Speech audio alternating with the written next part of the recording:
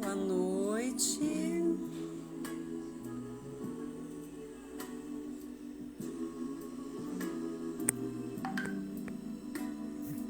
Hoje a gente começa com a música Casa no Campo, que é a música do Serginho.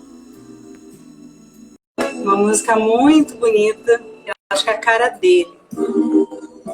Já convidei a entrar, tô só aguardando ele começar. Chegou. Olha essa música aí, Serginho. Ô, Nádia. Tudo bem? Tudo jóia? Consegue me ouvir bem? Estou ouvindo bem, sim. No começo não estava ouvindo, fiquei até meio preocupado, mas agora já está 10. Tá show. 10. Certo. Eu ia largar a música, mas a gente deixa tocando depois, mas no finalzinho, porque é uma música muito bonita, né? E eu queria começar essa live de hoje diferente. A gente foi conversando no nosso... um pouquinho diferente. A gente foi conversando no nosso caminho, né? E aí eu montei uma biografia sua com as informações que a gente conversou, né? Então, a gente começa hoje assim. Boa noite para todo mundo que está chegando, ao Branco chegando, o Fred já entrou. Tem bastante gente chegando aí. Aí, ó, você é famoso. Por você aqui, por mim. Eu não... Legal, bacana. Esse celular aqui não está muito bom hoje. Acho que dá para me ver bem, né? Tá. Então vamos começar um pouquinho aqui com a sua biografia. Sérgio, olha aqui. Ó. Eu separei um verso da música que você escolheu. Diz assim: eu quero uma casa no campo do tamanho ideal, pau a pique e sapê, onde eu possa plantar meus amigos, meus discos, meus livros e nada mais. Sei que te representa super, né? O que a gente conversou, essa música tem tudo a ver contigo, né? Você acha? Então, pode falar.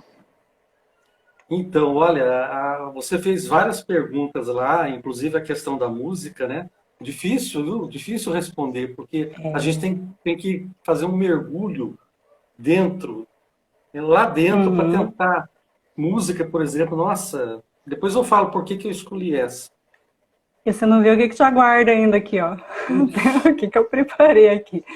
Então, assim, a nossa live de hoje vai trazer um pouquinho sobre o processo de escrita e a singularidade do nosso cronista das pequenas coisas, o Sérgio Geia, vulgo Fofuxo. O apelido que a Azul te deu, foi isso? Pegou, né? Sérgio Adriano... crônica, né? Sérgio Adriano Gonçalves Geia nasceu em Taubaté, São Paulo. Filho único de uma família que ele acha bem comum, Sérgio se lembra de seus pais, tios e primos reunidos aos domingos para tomar café em sua casa. Lembra-se das tardes destes mesmos domingos, em que as cadeiras eram levadas pelos familiares até a rua, para, entre uma conversa e outra, ficarem horas bebendo da aragem do fim da tarde. Achei lindo isso. Sérgio sonhava em ser jogador de futebol, como o pai, um jogador de futebol profissional que abandonou a vida futebolística para se casar por amor com uma jovem professora. Ele adorava acompanhar o pai aos sábados à tarde para vê-lo jogando entre os amigos. Não foi um jogador de futebol, mas realizou o sonho, diversas vezes, de ver o Palmeiras jogando em seu próprio estádio. Primeiro, parabéns pela escolha do time de futebol. Muito, muito bem escolhido. Sérgio seguiu uma profissão mais séria. Formou-se em Direito, especializou-se em Direito do Trabalho e Processo do Trabalho e atua na Justiça do Trabalho. Casou-se, teve filhos, divorciou-se. No dia em que sua filha nasceu, no ano de 2001, teve uma crise de hipertensão que, entre as consequências, lhe rendeu uma crônica 15 anos depois. Observador da vida, não gosta de deixar que a vida tome decisões por ele. Procura ser o escritor da própria história.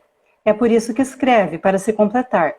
É nas coisas simples, pequenas e profundas que podemos achar muito do Serginho. É nas pequenas coisas que a vida lhe enche de histórias e lhe dá material para continuar completando-se. Aí eu achei isso lindo, né? Porque a gente fez uma entrevista meio pirada antes, né? E você respondeu assim, eu falei, olha aí, ó, tem coisas que eu deixei de fora, porque eu achei que são pessoais demais para né? Mas que você abre se você quiser. E aí, lendo a tua entrevista e lendo as tuas crônicas, começo de trás para frente, né? Porque o interessante é ver o progresso que você faz, né, ao longo... E uma coisa assim que me encantou muito foi exatamente isso, as pequenas coisas, que eu não achei tão pequenas assim, na verdade. Eu destaquei vários pontos muito profundos aqui, da sua escrita, né? Uhum. Vamos falar um pouquinho, Sérgio, como é que nasce uma crônica? A primeira crônica que eu li foi quando você fala de crônicas, contos e microcontos, publicado em 2014. Então, ali eu tinha 6 anos de trabalho para ler o seu, né? E aí você fala de uma crônica que quase virou conto, mas se transformou numa espécie de transexual literário. Adorei. Como é que nasce uma crônica? Olha, Nádia, uma crônica eu acho que nasce de diversas formas, né? Você tem algumas crônicas que você está andando na rua, você vê alguma coisa e parece que ela se materializa na sua cabeça.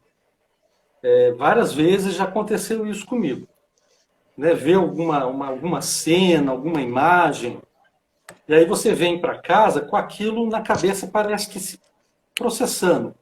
Você senta na frente do computador e a crônica jorra. Rapidamente você tem a crônica pronta. Essas, para mim, normalmente são as melhores. A coisa flui e parece que ela já está pronta, você só precisa de um teclado para fazer ela nascer. Não está naquele conto lá, naquela crônica que você leu.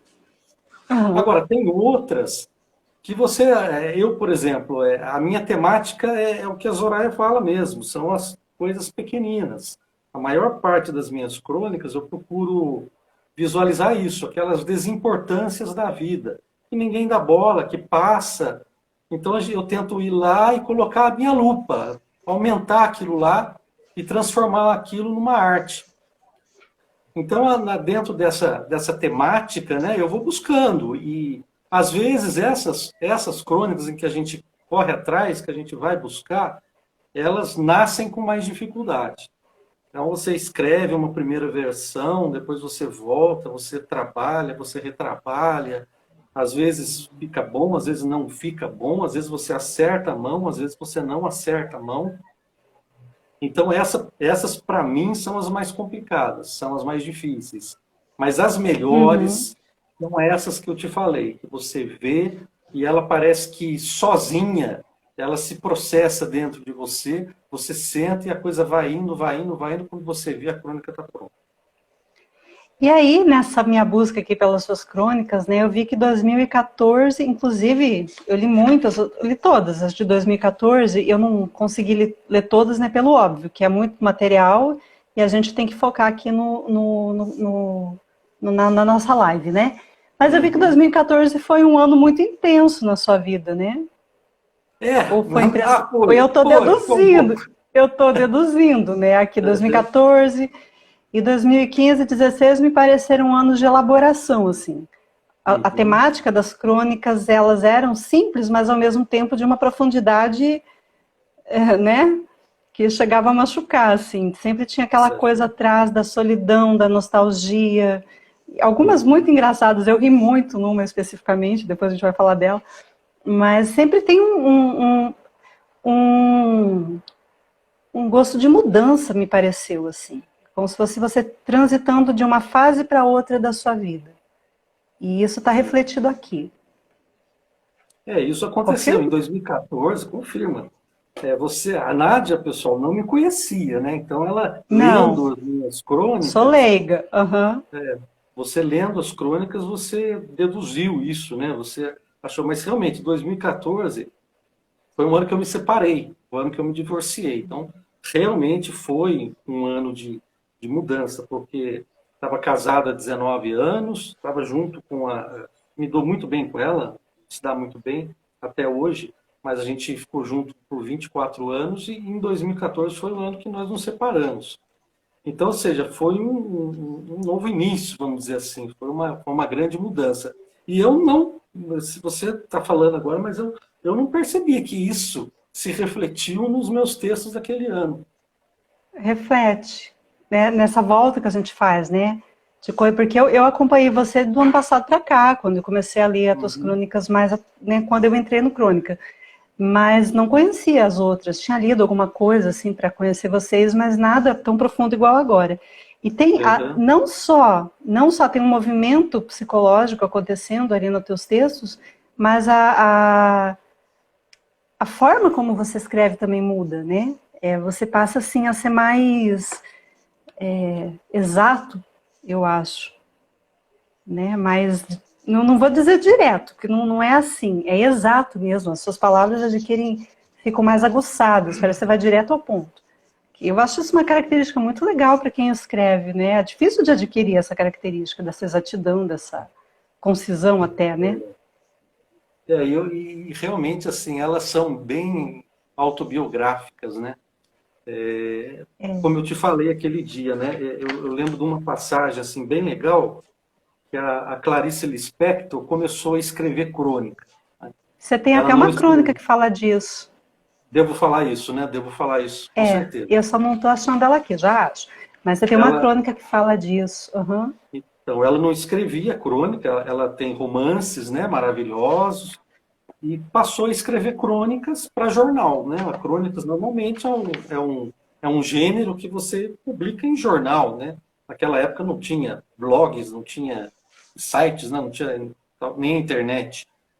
E ela começou a publicar crônica, só que ela ficou assustada porque as crônicas dela eram muito pessoais, né? E ela não queria que a crônica fosse pessoal, né? Ela não queria contar a vida dela. Ela não queria isso, né? E numa crônica, e é isso que eu acho bem legal, porque para você ver os elementos, né, cronísticos presentes, né, a característica, né, da crônica, né? Ela, numa própria crônica, ela conversa com Rubem Braga, que é o rei da crônica, um grande cronista, Sim, né? é o cara, né? O cara, né? E ela fala, Rubem, eu estou escrevendo crônica, mas elas estão muito pessoais. Eu não quero isso. Eu não quero revelar a minha vida. A minha vida é cheia de vivências, de experiências maravilhosas, mas que só interessam a mim, a mais ninguém. Eu não preciso contar isso. O que é que eu faço, Ru? E ela mesma, na própria crônica, ela responde, né, que o Rubem disse para ela, Clarice, em crônica não tem como você deixar de ser pessoal. Então, assim, eu acho que isso eu trago muito presente, é uma Muito característica forte pessoal. nas minhas crônicas, porque realmente eu abro muito, eu tiro sarro de mim mesmo, Tira. eu, né, falo tem uma que eu escrevi chamada Cotejando Dedões, né? E, É, doída. eu pertenço, é, eu pertenço à Academia de Letras aqui de Taubaté e a Darcy, que é uma escritora, falou, Géia, como você é autêntico, né? O que o Géia fala, né? E realmente, assim, as minhas crônicas são bem pessoais. E talvez por isso revelaram, né, esse aspecto que você detectou nelas em 2014, né? É E que eu eu acho que sou é boa, muito legal. eu sou boa de fazer essa detecção, né? É meu trabalho. Então eu pego ali nas entrelinhas, faço todo esse trabalho. Mas assim, uma outra coisa que eu acho muito legal é um lado seu, eu não diria religioso, mas até meio místico, assim, meio espiritualizado. Existe um lado seu assim ou foi uma fase? Como é que é? Porque em muitas Olha, crônicas você tem uma da árvore de 2014, mais para frente você traz isso de outras formas, em outras crônicas, às vezes com algumas palavras, algumas tiradas, né? E essa da esse árvore. lado existe? Essa é muito bonita, Eu acho inclusive. que da árvore, né? Eu gosto muito dela É. também. Eu Ela acho é que existe um lírica. pouco. Existe um pouco, viu, Nádia? Assim, eu sou religioso, eu fui muito religioso. Sabe, É, eu fui tem uma do padre coroinha, que você conta. Aham, muito legal eu fui, aquela do padre fui Sebastião, né? coroinha. O Sebastião era o sacristão aqui Essa é a do questão. santuário Padre é quando você conta do padre e do carteiro. Estou fazendo confusão. do Na padre padaria. carteiro, na padaria. Da O, solidão do padre, né? da solidão do padre. O Sebastião, ele era um sacristão aqui do santuário, da Santa Terezinha, aqui na praça, aqui, colado aqui na minha casa, né? E eu fui muito tempo coroinha, depois participei de grupo de jovens, então, assim, eu vivi muito tempo dentro da igreja, realmente. Mas hoje não, hoje eu estou até meio afastado da igreja. Mas eu acho que tem, sim, eu tenho esse lado um pouco místico. Aquela da árvore, assim, era um momento, aquela refletiu realmente um momento da minha vida. Eu participava de um grupo que a gente fazia estudos de livros, a gente estudava Dalai Lama, um livro Olha, que maravilhoso, legal. É. Arte da Felicidade. A Arte da Felicidade, acho que é isso o nome do livro dele. Foi muito legal, estudando Deepak Chopra. E acho que refletiu um pouco aquele momento, sabe? Eu estava meio natureza, meio natureba.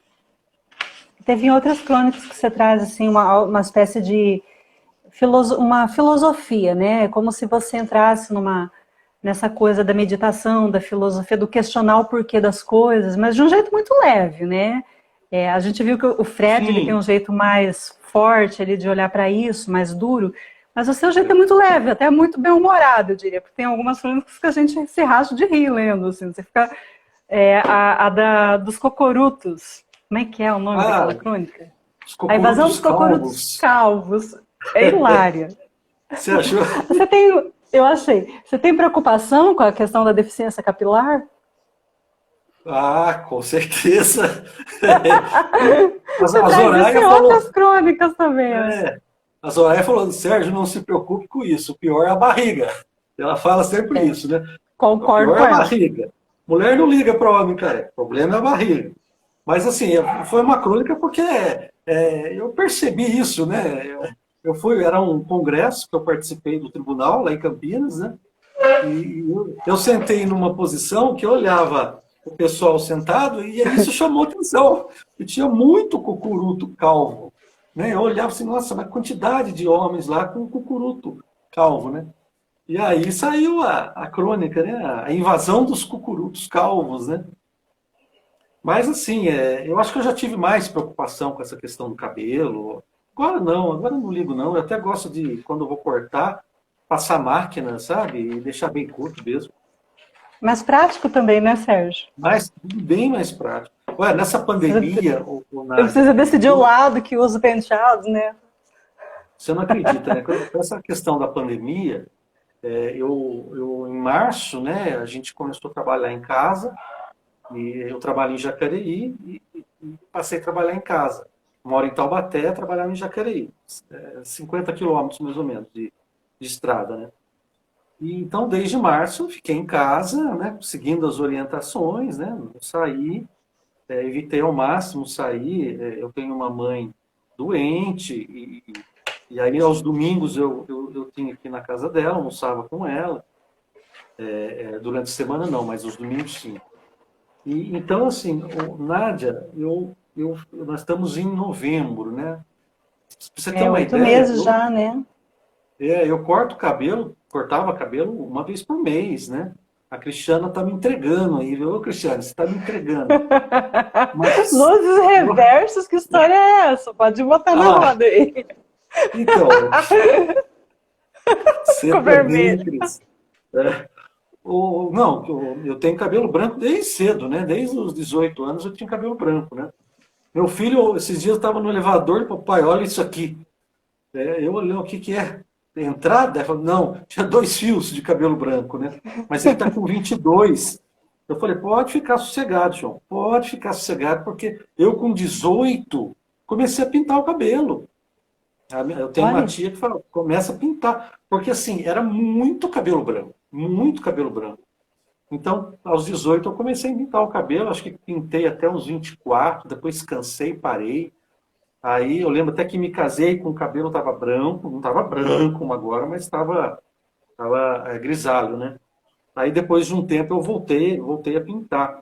Então, assim, eu sempre tive muito cabelo branco. E há uns 2 anos para trás eu comecei a fazer essas luzes reversas, né? Luz invertida. O que é? Geralmente as pessoas têm o cabelo, sei lá, quer ficar loira e faz umas luzes, né? Ou para ficar, perder a tinta, né? Perder a é, cor, no caso. às vezes faz aqueles detalhes, né, que fica mais louro, dá uma diferença na tonalidade do cabelo. O meu é o contrário, né? Eu tenho o cabelo branco e eu faço as luzes e puxo os pretos. Então, assim, ela põe aquela touca, né, na cabeça e vai puxando os fios e aí passa a tinta preta. E aí o que que acontece? O cabelo fica grisalho, ele não fica branco total, né? Ele fica grisalho. Então eu fazia isso uma vez por mês. Uma vez por mês eu estava fazendo. Eu fiquei de março. Nós estamos em novembro. Nádia, eu cortei o cabelo até agora 2 vezes. Eu tô com o cabelo curto assim agora porque a semana passada eu cortei. Eu tava Preparando-se para hoje, desde, né? dei uma acertada, mas assim, de março, agora eu cortei com menos tempo, mas eu acho que eu cortei, se não me engano, em setembro. Olha quanto tempo sem. Mas daí eu só cortei, eu não fiz essas luzes reversas aí, não, porque para ficar em casa, eu não vou fazer, né? Eu não vou fazer. E dá um trabalhão também, né? E dói também, né? E puxa com a agulha, Dói. né? Dá umas espetadas na cabeça aqui. Então, assim, eu só cortei mesmo. Mas então, você acredita? Eu fiquei todo esse tempo sem cortar cabelo. Que loucura, né? Que doideira. Mas não é, né? Pela demanda, pelo que a gente tem vivido, né? É meio lógico. É. Você também. É interessante você falar disso do cabelo branco, né? Porque uma das coisas que aparece assim, nas suas crônicas é a questão do envelhecer, né? Do Uhum. envelhecer e em determinado momento, ali em 2016, você tem a questão da morte. Até você fala que a morte é uma espiã que te ronda. A E morte me espiou, é numa, verdade. e numa das crônicas você diz assim que é melhor não sair de casa, é melhor ficar em Uhum. casa, ficar em casa, porque né, vai que gato escaldado Como tem medo se de água fosse, fria. né? Como se Como vai fosse que me é com você? proteger. E na crônica seguinte, que eu achei bem forte, você relata a morte de uma pessoa muito querida da sua família, que deixou um bilhete. Eu não me lembro exatamente o nome, que Há um, era há um um tio. verso, na verdade, um tio seu, né? Foi. Imagino que era um tio. Olha, você me perguntou no começo, né, como nasce uma crônica, né? Olha como nasce uma crônica, né? Meu tio, né, faleceu e a minha prima, ela, uns 2 anos depois da morte dele, ela postou no Facebook uma carta que ela tinha encontrado dele, que é a que conta na crônica, né? Aquele texto que está na crônica, né? Ela pôs no Facebook aquela carta. Quando eu li aquela carta, eu li, falei, aí aquilo fica martelando, né? Martelando na cabeça, até que saiu a crônica. Ele parece que, se não me engano, ele deixa uma carta para os netos, né? É um pequeno texto que ele deve ter pego na internet, né? De um Sim, autor, de uma copiou autora. A morte, o nome da crônica é Aos Meus Netos, de 2017. isso aos meus netos. Então, ele dedica a crônica aos netos dele. Na verdade, não é uma crônica, é um pequeno texto que ele deve ter copiado na internet. E aí Só daí te a emoção. atualizando, É, Palmeiras 1 é, a 0, tá? eu estava Estão assistindo, te né? Até agora há atualizando. pouco. Até, Estão até te agora há pouco eu atualizando. estava assistindo, estava com o UOL aqui aberto, marcando 1 a 0, mas daí agora caiu aqui a internet aqui do computador. Mas então, aí nasce assim, né? Ela colocou e eu falei, nossa, comecei a escrever tudo e saiu essa crônica. Eu até no livro, no Folha Vadia, eu reproduzi essa crônica no livro e ofereço para ela, para Maria Alice. Para Maria Alice e para o João Cláudio. João Guarnieri, ele faz as revisões dos meus textos. Geralmente o João Cláudio é um pianista fora de série, mas ele também faz revisão de texto. E eu, antes de publicar, eu sempre mando para ele, ele faz as minhas revisões. O João Cláudio é meu primo irmão da Maria Alice, filhos do meu tio, que deixou Olha que legal. esse pequeno texto aí. Eu achei bem bacana. E é gostoso quando a crônica nasce assim, acho que é bem legal. Isso me leva a outras duas coisas, já, né? Fazendo os links aqui. Primeiro é essa coisa de uns anos para cá passei a chorar. Né? Aí você relata até, vem na mesma vibe ali das perdas, dos lutos que você vai trazendo em algum momento, mas daquele ditado, que homem não chora. Né? Você faz até todo um preâmbulo ali sobre esse ditado, que você se descobre chorando pelas coisas, né? E aí eu se pergunto se foi a sua alma que ficou feminina ou se você deixou de ser macho. Você acredita mesmo nisso? O homem pode chorar? Eu acho que pode. Na verdade, o Nádia, o que a gente faz, né, quando escreve crônica, principalmente as minhas crônicas? A gente procura buscar um lado jocoso, né? Um lado Uhum. engraçado. Então, às vezes a gente aumenta, às vezes a gente põe alguns elementos lá, assim, para tornar ela um pouco mais jocosa, mais engraçada. Mas, assim, eu choro, mas choro, às vezes, com Luciano Huck, pra você ter uma ideia. Sabe? E Com você conta coisinhas até no assim. final, né? Você conta até no final que você chorou, exatamente por conta de um filme, né? Sim. Onde você via uma cena de amor entre pai e filho, aí eu imaginei, não está claro ali, mas eu imaginei que você estivesse falando do seu pai, dessa questão de não ter se despedido dele, é isso? Uhum. Sim, Não ter dito que o amava? com certeza. A morte do meu pai foi uma coisa assim. Meu pai ficou muito doente, e tudo, mas o mais impressionante de tudo, Nádia, é assim, que quando ele foi internado pela última vez, ele, ele, ele, ele fazia quimioterapia, e aí os leucócitos dele baixavam muito, ele tinha que fazer transfusão de sangue, né? Então ele ia para o hospital, tomava sangue, se reforçava lá, se fortificava, ficava alguns dias, depois saía, né? E na última vez que ele foi internado e foi para o quarto, tudo, e era para tomar sangue. E a gente estava esperando isso, que ele tomasse o sangue e saísse, né? E no dia que ele morreu, é uma coisa que até me impressiona muito, e isso até eu estou escrevendo uns contos agora, dei para escrever conto, e o personagem passa por uma situação meio parecida, que é uma coisa que me impressiona até hoje, porque quando meu pai faleceu, meia hora antes dele falecer, ele estava sentado na cama tomando uma xícara de chá, sabe? Então, Que assim, legal. é uma coisa assim que você olha, eu fico pensando, eu falo, nossa, como isso, né? Porque meia hora antes ele está sentado na cama tomando chá, meia hora depois ele não está mais entre nós. Então, assim, foi uma morte que a gente já estava se preparando para ela, porque ele estava realmente muito mal, mas não esperávamos que acontecesse naquele momento, né? E assim, ele estava lá, minha mãe chegou no hospital, achou ele que não estava muito bem, mandou chamar a médica entrou e se deparou com essa cena dele tomando chá. Ela falou, nossa, me falaram que ele não estava bem, mas eu acho que vocês estão enganados, né? Porque está tomando chá sentado. Só que aí a coisa em 30 minutos se degringolou e ele acabou falecendo, né? Então realmente foi uma coisa meio pesada e, obviamente, que se refletiu aí nesse texto que você fala. Tem uma outra crônica que você fala exatamente disso, de como a vida pode mudar tanto de uma hora para outra, né? É uma crônica de 2014, inclusive.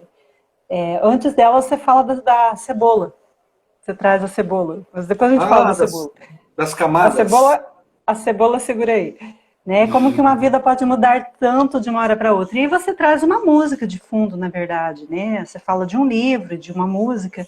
E aí isso me leva ao nosso outro ponto que nós conversamos, da importância da música. Você tem várias crônicas que trazem a música. Algumas, inclusive, citam letras de música, citam Uhum. cantores. Eu Aí adoro, né? você, quando eu pedi para você assim, para você me dizer a música de todos os tempos que te representa, né? Você escolheu essa música, a gente tocou ali no comecinho. E é impressionante, eu não conhecia, mas a letra é muito, muito bonita. Então você tem esse lado da música, como é que é isso? Tem. A música, para mim, ela é muito presente. Eu trabalho ouvindo música.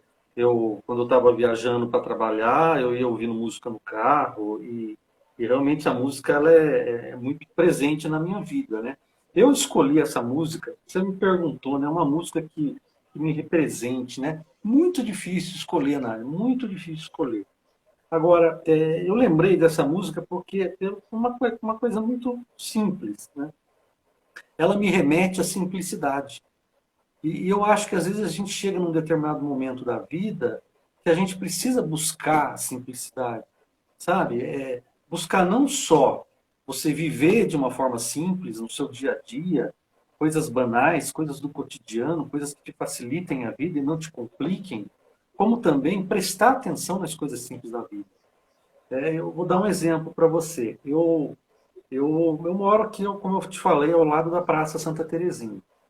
E Uhum. a Praça Santa Terezinha, ela é muito forte na minha vida, porque eu me lembro criança brincando no parquinho, na praça, tinha um parquinho ali no centro, né? E eu lembro brincando ali na praça, jogando vôlei na praça, jogando futebol na praça. Depois eu virei coroinha, fui coroinha da igreja que fica aqui na praça, né? E tinha as quermesses e a gente ajudava, e tinha parquinho, e tinha bilheteria, a gente ajudava em tudo. Tinha cabine de som, a gente cuidava do som da igreja. Depois fui participar de grupo de jovem aqui na Santa Terezinha, então dançamos quadrilha na praça. E depois casei nessa igreja aqui da Santa Terezinha. Então, Santa Terezinha, para mim, Eu, quando me separei, eu quis vir morar perto da Santa Terezinha, sabe? A Santa Perto da Terezinha, praça. Aham. perto da praça. Gosto muito dessa praça, né? E hoje eu caminho nessa praça, é onde eu faço caminhadas, né? E olha que coisa interessante. A Praça Santa Terezinha é muito arborizada. Tem muitas espécies nativas, diversas espécies nativas, né? E a gente anda na praça, eu caminhava em volta da praça, com a pandemia, mudei para caminhar por dentro, né? E a gente não repara na quantidade de espécie nativa que tem por ângulos diferentes. Porque a gente passa na praça, a gente vê as árvores, mas você às vezes não repara por um ângulo, por uma perspectiva diferente.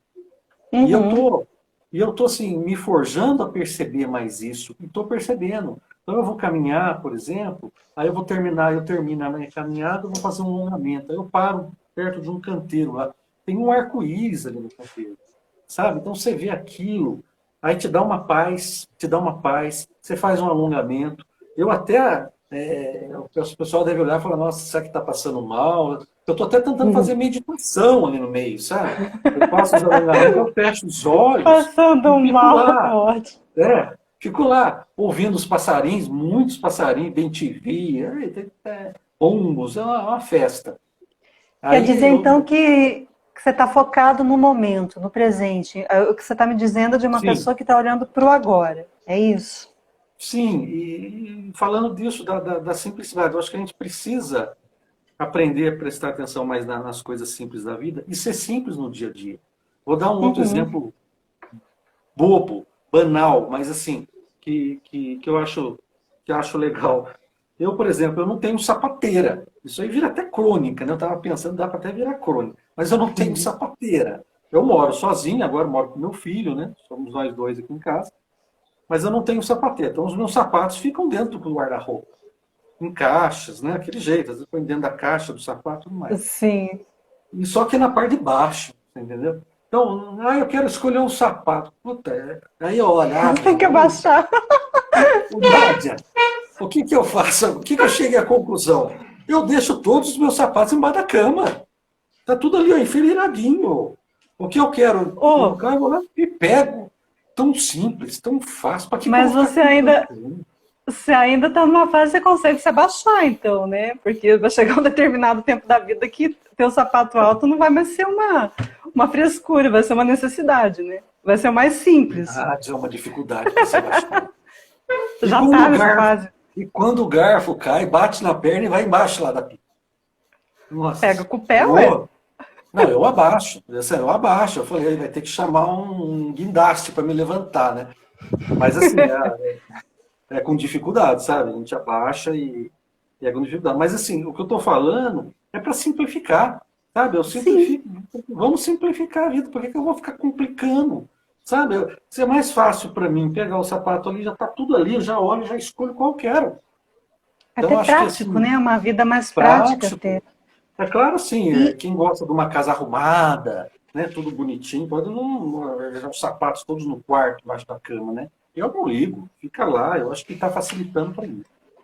e aí eu vi ali nas suas crônicas, né, Sérgio, que teve uma mudança, porque de alguém que não conseguia nem ligar um botão de uma máquina de lavar, né? Era praticamente um dinossauro para um homem independente hoje, que dá conta da vida doméstica, ou não? Ou ainda precisa de alguém para ligar a máquina? Nádia, aprendi a fazer estrogonofe. Aprendi a fazer estrogonofe. Ó, Olha, estrogonofe gostoso, meu Deus do céu. A minha filha vem aqui, faz um arrozinho, o João Vitor faz um arroz também, eu faço estrogonofe. Com o YouTube, a gente aprende tudo, se quiser. Na crônica fala, né, da verdade. questão da máquina de lavar, né? O João Vitor, nessa época, estudava em São Paulo, então ele vinha, lavava as roupas, ele cuidava daquela mão, nossa senhora, apertava a maior facilidade, né? E eu nunca imaginei lavando roupa, né? Hoje a gente faz com tranquilidade. Mas cozinhar também, fazia o básico, né? Arroz, frito um ovo, frito um bife, tempero, coisinhas básicas. Mas assim, estrogonofe, eu nunca me imaginei fazendo, sinceramente. Mas Eu aí, assim, vejo meu que filho fez, eu falei, poxa, o João Vitor fez estrogonofe. Pô, eu tenho, acho que também dá para fazer. Aí fui no YouTube, vi 3 vídeos lá, né? Da Rita Lobo foi um, daquele Jacan foi outro, e de uma outra pessoa. Vi o jeito que eles fazem, nossa senhora, peguei um jeito, eu falei, vou fazer desse jeito para mim. Põe o shoyu, põe ketchup, põe mostarda, creme de... Fica uma delícia. Muito Fica bom, muito bom. bom. Eu ia dizer, esse teu divórcio, essa tua vida de solteiro, né? Vamos colocar assim, não sei se é uma vida realmente solteiro, mas imagino que seja, pelo que a gente vê nas tuas crônicas, mudou também a tua perspectiva em relação a você mesmo, a tua questão, assim, porque a gente vive sem querer puxar sardinha pro lado do feminismo, mas já puxando, né? A gente vive num país, assim, ainda muito patriarcal, onde os homens são... as mulheres ficam tomando conta da casa, dos filhos, e os homens ainda têm essa coisa de não mexe, não faça, né? Quando a ideia Verdade. seria o quê? Que todo mundo pudesse dar conta de tudo, seria independente. Verdade. Parece que houve uma mudança aí também na tua perspectiva em relação à tua capacidade para viver, tua independência, vamos dizer assim, tua autoestima em relação à tua própria vida. Sim, com certeza. Com certeza. Eu, assim, como você falou, eu fui criado, meu pai era muito machão, sabe? Meu pai era machão, Jogador de futebol, você falou para mim, né? meu pai foi jogador de futebol, né? E não só meu pai, né? A minha família, né? Há muito essa questão patriarcal, como você falou. Então, nós, assim, eu tô com 51, né? A gente, talvez a nossa geração, ela cresceu assim, né? Uhum. Nesse tipo de educação, né? Então, eu acho que eu fui muito devedor na minha relação com a minha esposa nesse sentido, com certeza, né? E hoje não, hoje eu acho que eu me abri mesmo, dei esse passo, né? Como eu falei para você, né? Eu acho que a gente tem que construir a nossa história, né? A gente tem que escrever a nossa história, né? Não deixar a Você vida tomou a levar. sua na mão, né? Isso que é legal. Isso, Tomás. Você pegou ela na É. mão e nesse caminho todo que você fez, você achou uma convicção já? Nossa senhora, você gostou daquela convicções, né? Adorei, adorei, porque eu me vi naquela crônica, né? Porque a gente vive fazendo de conta que a gente é convicto de muitas coisas. Mas aí você questiona exatamente isso, até quanto a gente é convicto, né? Porque você começa dizendo, não tenho convicção nenhuma. Eu sei. Nada. Só que daí você vai lendo suas crônicas, você tem muitas convicções, eu acho que você só não percebeu. Você tem muitas, inclusive Talvez. essa de uma vida simples, né? Mas aí você Sim, questiona, e aquelas pessoas com muitas convicções, será que realmente as convicções aguentam quando elas são, né, quando confrontadas? E aí, você achou uma convicção já? como você falou, né? Se eu for pensar, se eu for me autoanalisar, eu acho que tem bastante coisa. A própria mudança na minha vida, eu acho que foi fruto de um simulacro de convicção, vamos dizer assim, mas que Interessante. realmente se constituiu numa convicção, numa certeza, né? Eu acho que eu me tornei uma pessoa melhor. Eu sempre pensei isso, eu falei, não adiantava eu ficar casado, por exemplo, porque por mais que eu tivesse um carinho com a minha esposa e a gente tivesse construído uma história junto, não ia dar certo, porque eu não estava bem. Eu não estava bem. Eu acho que eu precisava dar esse passo até para me autoconstruir como ser humano, Uhum. buscar a minha identidade como ser humano, né? Então, assim, não me arrependo, eu tinha que dar esse passo, acho que dei e não me arrependo disso, fiz com convicção, para me tornar uma pessoa melhor. Com certeza, para me tornar uma pessoa melhor. Interessante. Muito interessante. E aí que vem o papo da cebola, né? Quantas camadas você tem, Sérgio? Você fala lá do ogro, você fala dos filósofos e assim vai. Onde você está nessas camadas? Porque aí eu fiquei pensando, desculpa, mas eu fiquei pensando, quando a gente começar a tirar as camadas da cebola, o que que sobra? É, é que eu Então, acho, Nádia, assim, que a gente põe muitas máscaras, né, na nossa vida, né? A muitas. gente, O tempo a inteiro, né? gente acaba, às vezes, nos tornando pessoas que nós não somos, né? Não somos. Eu falei isso numa das. Não sei se está no seu roteiro aí, mas se tiver eu já vou até dar uma adiantada, né? Vai Porque, na indo. verdade, perguntaram para o Fernando Pessoa o que ele gostaria que fosse escrito na sua lápide. Ele colocou assim, a seguinte frase que ele gostaria de ver escrito: fui o que não sou. Uhum. Muita gente fala que um disco mudou a vida da pessoa, um livro mudou a vida da pessoa, né? Essa frase, ela me tocou muito, porque eu acho que, para mim, a pior coisa do mundo seria chegar no fim da minha vida e eu descobrir que eu fui a pessoa que eu não era. Então eu falei, eu preciso me descobrir, eu preciso me conhecer, porque eu não quero ser a pessoa que eu não sou. Eu quero buscar a minha essência, eu quero buscar o meu self, sabe? Eu quero chegar na existência, no final da existência e olhar para trás e falar, não, eu verdadeiramente fui a pessoa que eu era. Agora, Autêntico. isso é muito difícil. Você é psicóloga, É. talvez você ajude muitas pessoas nesse sentido, porque a gente precisa se autoconhecer, né? E por isso que eu falo, eu continuo buscando isso, porque tem hora que eu me desconheço. Eu não sei quem eu sou. Eu busco, eu continuo buscando, porque eu quero me aproximar ao máximo de quem verdadeiramente eu sou. Agora, realmente não é fácil. Eu acho que nós Você somos seres fala é aí que vai a outra, é que daí uma coisa vai encadeando a outra na minha mente, desculpa se eu corto, mas é que é tão Uhum. bonito, né, ouvir você falar. Essa coisa que você traz da verdade na subjetividade de cada um. Você conta a história de um. Ai, meu Deus, fugiu a palavra, mas de alguém que vai fazer uma resenha de um livro, e aí um tem uma Sim, opinião e outro uma opinião completamente oposta. E aí você fala que não tem jeito. A verdade é indubitável, está no interior de cada um, né? E eu lembro de uma coisa que eu pensava muito quando eu era criança, que a gente tem um universo dentro e um universo fora. Eu pensava assim, tipo, quando criança, que a gente explora o de fora, mas não olha para o de dentro, né? A gente tem um universo inteiro dentro da gente, como se fosse uma coisa infinita.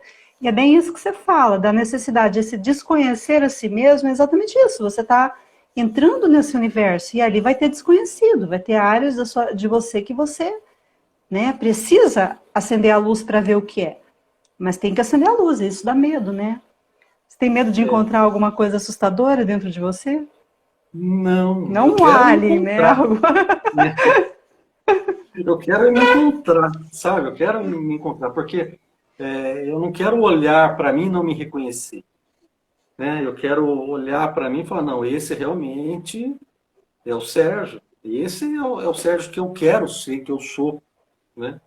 E essa da subjetividade, até mudando um pouco, falando da parte de literatura, foi realmente porque o Frei Beto que fala assim, toda experiência estética é subjetiva, né? A gente É. que escreve, no começo a gente fica às Uhum. vezes com muito medo, né, de escrever e pôr esse texto para o mundo, né, para saber a opinião das pessoas, o que elas vão achar do seu texto. Mas assim, há muito tempo atrás tinha eles organizavam uma Copa do Mundo de literatura, né? Era bem interessante, Ai, porque que assim, legal isso. eles selecionavam alguns livros, vamos supor assim, 18 livros. Esses 18 livros tornavam-se 9 jogos. Então, assim, um livro contra o outro. E escolhiam uma pessoa, um resenhista, geralmente um crítico literário, um escritor, sei lá. Ele lia os dois livros, fazia uma avaliação dos dois livros e escolhia um como vencedor. O vencedor continuava na Copa para um próximo jogo, o perdedor saía. Quando eu falei da questão da subjetividade, é isso, porque você analisa, por exemplo, um jogo de dois livros lá, e o cara que analisou os livros fala muito bem de um livro, e o outro ele não gosta. Então ele escolhe o vencedor esse livro, o livro A, vamos dizer assim, o livro A. Um livro muito bom, tece, né? Ele faz uma resenha, ele analisa o livro de Uhum. cabo a rabo. Aí esse livro vai jogar uma outra partida contra um outro livro, e outro resenhista vai analisar os dois livros. E aí ele desce o pau naquele livro que o outro rasgou elogio. Daí você chega Uhum. à conclusão, nossa, por que eu vou ficar com medo de escrever e de pôr? Uns vão gostar, outros não. E isso é normal, é a subjetividade do texto, né? Do texto literário. Agrada E alguns, aí não agrada outros. e a gente volta para o começo, né? Parece que até fecha um círculo, porque quando você coloca que a crônica, você está escrevendo conto, você deve ter notado a diferença. Escrever Sim, crônica é completamente diferente de escrever conto, porque o conto ele te dá uma liberdade fantasiosa, criativa, enfim, e a crônica não, a crônica é meio que um retrato escrito de uma percepção que você tem de determinada coisa, né? Dá para colocar nesse nível. E é isso, você coloca muito de si e esse seu que você coloca na crônica, a subjetividade do outro que vai avaliar. É igual um resenhista, né? Pode ser que alguém goste, pode ser que não. Vai tudo depender muito dessa postura do outro em relação àquilo que você vê. Se aquilo também o identifica, né? Se aquilo também faz parte então, da vida dele. E aí eu queria voltar para a música, porque eu pedi para você fazer uma coisa, que era uma surpresa aqui para o pessoal que está te acompanhando, porque eu sei que tem muita gente. Ó, nós batemos 20 pessoas nos vendo hoje. tá Legal. E eu sei que tem aumentando. muitos amigos seus, está aumentando. Tem muitos amigos seus e você preparou? Preparei alguma coisinha rápida aqui. Manda ver então. Eu vou tirar o fone, Uhum. então, aqui para Tá, poder pode facilitar, tá tirar. bom? Vamos ver como é que vai ficar o Tá som bom. aqui. Fala aí. Pode. Tá igual, pode falar. Tá igual? Tá igual. Vou tirar. A Nádia pediu para eu tocar uma música. Pra quem... Mostra o seu violão, ele é tão lindo.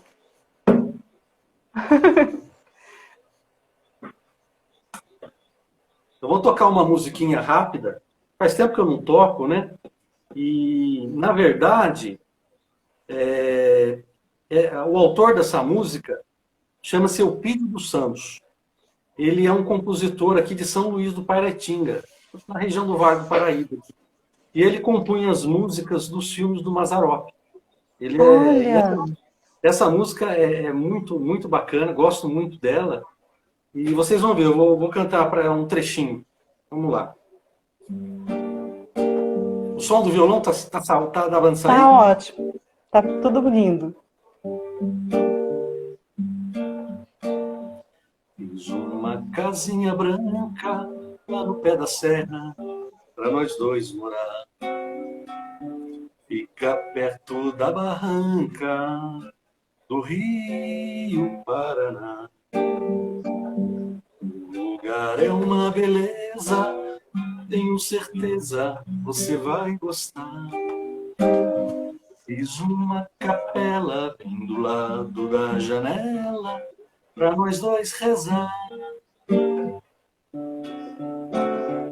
Fiz uma casinha branca lá no pé da serra pra nós dois morar. Fica perto da barranca do Rio Paraná. O lugar é uma beleza, eu tenho certeza você vai gostar. Fiz uma capela bem do lado da janela pra nós dois rezar. Quando for dia de festa, você veste o seu vestido de algodão. Quebro meu chapéu na testa para arrematar as coisas do leilão. Satisfeito vou levar você de braço dado atrás da procissão. Vou com meu terno listrado, uma flor do lado e o meu chapéu na mão. Que Satisfeito lindo. vou levar você de braço dado atrás da procissão. Vou com o meu terno listrado, uma flor do lado e meu chapéu na mão. Legal, né? Legal. Muito bonito. Você quebrou o jejum também do violão, né? Quebrei. O meu filho tá aí, lá, João Géia, ele me viu ensaiando a semana inteira. Semana inteira tocando essa música. Mas acho que é uma música muito, muito, muito, muito legal, né? É O muito Renato legal. Teixeira gravou essa música, o Sérgio Reis gravou essa música, Eu o Almir lembro dela, eu já Sater, ouvi. o Almir Sater Você também sabe que gravou. Eu sou Tava tudo. paranaense, né? Então, quando você fala do Rio Paraná, né? A gente está nele, né? Por aqui. Sérgio, e aí, já aproveitando a música, assim, é tanta coisa para conversar, nós vamos ter que repetir uma segunda live, viu? Tem muita É, coisa para falar. Sim, temos que repetir uma segunda live. Mas você tem projetos, né? Alguns projetos que você já fez, alguns que você está desenvolvendo. Quer contar um pouquinho para a gente? eu comecei a escrever contos, né? Um gênero literário que eu não escrevia e resolvi escrever. Nessa época de pandemia, eu te falei, né? Eu comecei a sentir uma certa aridez para escrever crônica, porque geralmente a crônica ela se baseia em fatos do cotidiano, né? Coisas que a gente vê Uhum. na rua, no dia a dia, na padaria, né? Como você falou, o carteiro com o padre. E com essa coisa de ficar dentro de casa, de não sair, né? A gente perdeu um pouco isso, né? Eu vi um escritor Joca, né? O Joca Raines Terron falando numa live, ele citando um poeta, falando que a pandemia nos tirou o acaso. O acaso que gera um desdobramento e que faz a vida movimentar. Você encontra uma pessoa na rua, daqui a pouco você combina uma noitada, uma festa, um bar, enfim, a vida vai acontecendo, né? E isso traz matéria-prima, né, para a crônica, né? Uhum. E a A pandemia vida é a tua tirou, matéria, né? a pandemia tirou um pouco isso, né? E o conto, o conto é ficcional, né? Você trabalha com a imaginação, né? Você vai criando, você vai inventando. Então, eu estou me dedicando a escrever contos. Tenho alguns, escrevi alguns, até pedi para alguns amigos lerem aí. Soraya leu, a Cris leu. Eu estou E estou esperando o meu gostando. até hoje. Vou mandar para você também, para você me dar a sua opinião, né? É importante essa opinião, né? Da gente ouvir. E eu estou gostando, porque eu estou tentando encontrar o meu estilo. Eu já li muito conto, né? Tem cada contista, assim. Gosto muito da Lígia Fagundes Telles, Cíntia Uhum, muito Monteiro. boa. São, assim, cronistas, assim, contistas, né? Maravilhosos, né?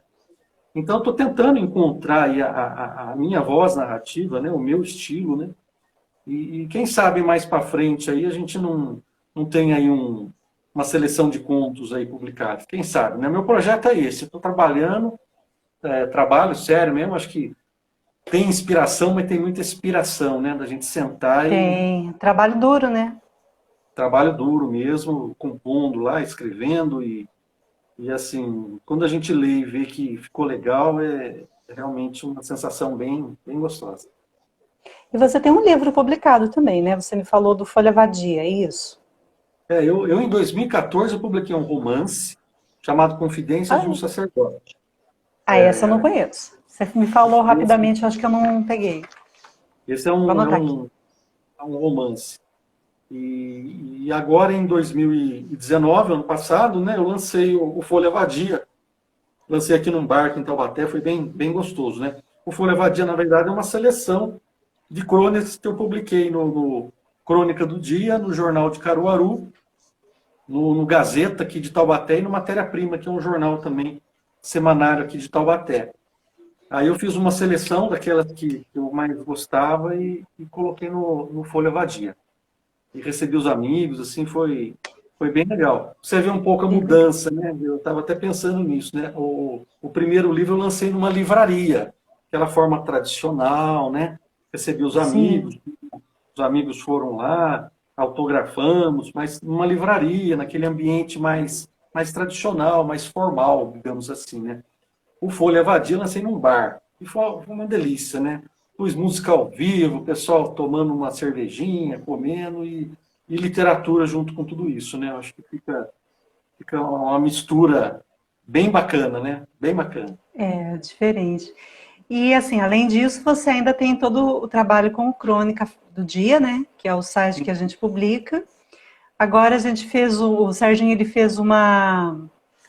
Como é que a gente chama aquele vídeo que a gente publicou lá no YouTube, né? Mas para quem ainda não viu, pode se. Bastidores do Os Fofuxo. os bastidores do Crônica, na verdade, né? Que a É, proposta são vídeos curtos onde os autores possam contar um pouquinho da crônica, né? Que eles escrevem. muita coisa acontecendo aqui no grupo devagar, né? Então, é legal a gente pensar que até assim, a quarentena, que já é uma oitentena, sei lá, tirou muito da gente, mas também deu muito, né? Fora não está acontecendo nada, mas dentro, nos nossos movimentos internos, muita coisa está rolando, né? Muito aprendizado, muita Esse coisa projeto, boa, né? o Crônica Falada, foi muito bacana, né? Acho que tá muito legal. Eu sou o terceiro, né? Já veio a É o Cris e o terceiro. Fred. Próximo ao Semana que Wisner. vem é o Wisner, dia 19. Né? Ele tá, eu não sei se ele ainda está por aí, mas ele estava por aí vendo antes. Aí, é. E já tô preparando aqui também. O negócio ali é um pouco mais denso, né? É o que eu estava olhando. Você, como apresentadora, tá show, né? Eu já vi vários Ai, elogios aí obrigada. do Obrigada. César, meu cunhado. Meu cunhado tá aí, o César elogiou a apresentadora, a Nádia. E eu Obrigada. acho que assim, a gente vai lançar, né, a coletânea logo, logo também. A Carla está encabeçando aí um trabalho bem legal, difícil de fazer, ela tá firme aí. Muita Canal no competência, YouTube. né? Canal Canal no no YouTube. YouTube tá em... Então, assim, Começando. tá Bastante movimentando, né? coisa. Muito Devagarinho legal. acho que a gente vai ganhando esse espaço, né? Que aqui a ideia é essa, mostrar o autor, a pessoa comum do dia a dia que escreve, que bota para fora aquilo que pensa, né? Sérgio, a gente tem ainda aí 3 minutos antes de Acabou. cair a conexão. E é isso, o que você quer deixar para a gente, assim, nós conversamos tanto sobre... Eu tenho tanta coisa para perguntar, tanta coisa para a gente falar, né? Tem coisas aqui que eu separei que não deu para abordar, não, né? A conversa tem que ser... Eu ia ler, Mas, eu até assim, ia ler um texto, não deu nem tempo. isso! Vamos ler o teu texto? Dá tempo. Mas será que dá tempo? Dá tempo. Vamos, 2 vamos minutinhos. fazer o seguinte. Eu vou ler um do Rubem Braga, que é mais curtinho, que eu acho que esse dá Ah, lê mais um tempo. seu pra gente. Não, lê um Vai. seu. Vou ler Sabor Esquecido, que é Tá, um conto baseado numa imagem que eu vi da minha mãe chupando um caqui. ótimo. Manda ver. Ela saboreava a fruta com tanto gosto que deu vontade de correr até a geladeira e abocanhar uma também. Era um caqui. Talvez seja até banal a história de alguém em sua casa chupar um caqui. De certo é. Ocorre que não me lembro da última vez que eu chupei um. Não faltou oportunidade, eles estão aos montes nos supermercados. É que não houve empolgação minha. Além do mais, há bichinhos adocicados aqui em casa que me tentam a todo instante, o bis, por exemplo. E tomaram de assalto o lugar das frutas. Depois do almoço, sempre me vejo a cata de chocolates. A cena dela devorando um caqui com tanto gosto era extraordinária e bela. Não resisti. Chupei-o, talvez com um prazer até maior que o dela. E algo simplesmente magnífico aconteceu. O sabor não era de um caqui. Havia mais. Sempre que ia à casa da minha avó na Barão da Pedra Negra, dava uma olhada no pé de araçá que ela tinha no quintal. Se houvesse um araçá amarelinho, apanhava. O maduro era doce, o verde azedo. Depois que minha avó se foi, que a casa se foi, que o pé de araçá se foi, nunca mais vi um. Lembro também de romãs. Ah, como eram deliciosas. Não vejo há décadas. Na Professor Moreira sempre aparecia uma, ou trazida por um amigo de rua, e devorávamos como vira-latas famintos, antes de uma partida de futebol, ou nos era dado pela nossa avó, quando esparramados ao chão de sua sala, assistíamos à sessão da tarde. Era bom chupar uma romã. Nos fundos da casa de meus pais havia uma modesta plantação de cana, e a cana do quintal da nossa casa era doce. De vez em quando minha mãe insuflava-se de certa paciência e ia descascar para nós.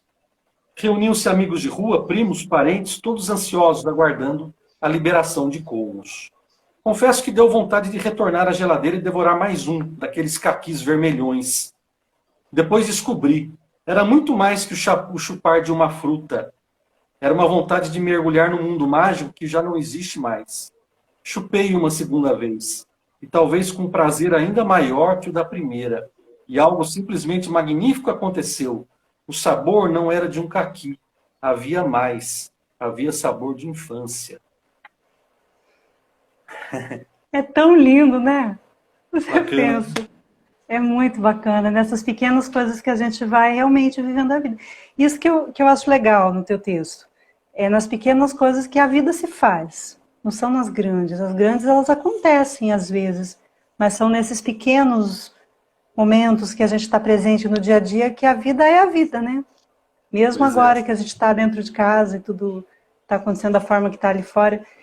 Mas, Sérgio, foi muito legal, muito legal. Toda essa, para mim são 15 dias, né? Porque eu preparo as coisas, tem que ler e tal. Então, foi uma experiência muito bacana mesmo, de conhecer assim, ter essa conversa que a gente teve, as tentativas de ver se dá certo, né? Acho que foi muito legal. Foi, eu estava com medo que não desse certo, né?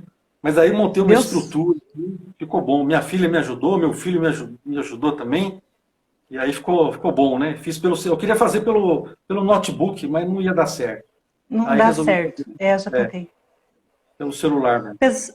O pessoal pediu onde a live fica gravada. A live fica gravada aqui mesmo no Insta, né? Fica disponível na página do Instagram. E também eu coloco uma cópia no YouTube, para ficar guardada lá como uma biblioteca da gente, né? Uhum. Futuramente, quem sabe, se a gente precisar, enfim, vai saber o que vem pelo futuro, né? Uhum. Muito, antes que o Instagram corte a gente, eu vou cortar o Instagram. Muito prazer, Sérgio. Vamos combinar uma segunda live para o ano que vem. Com certeza. Agradeço o pessoal todo que veio aí, que mandou mensagens. Eu vi muita gente conhecida, muita gente legal. Beijos. Beijo para todos. Até mais. Tchau, gente. Até dia Tchau. 19 com o Wisner. Tchau. Tchau.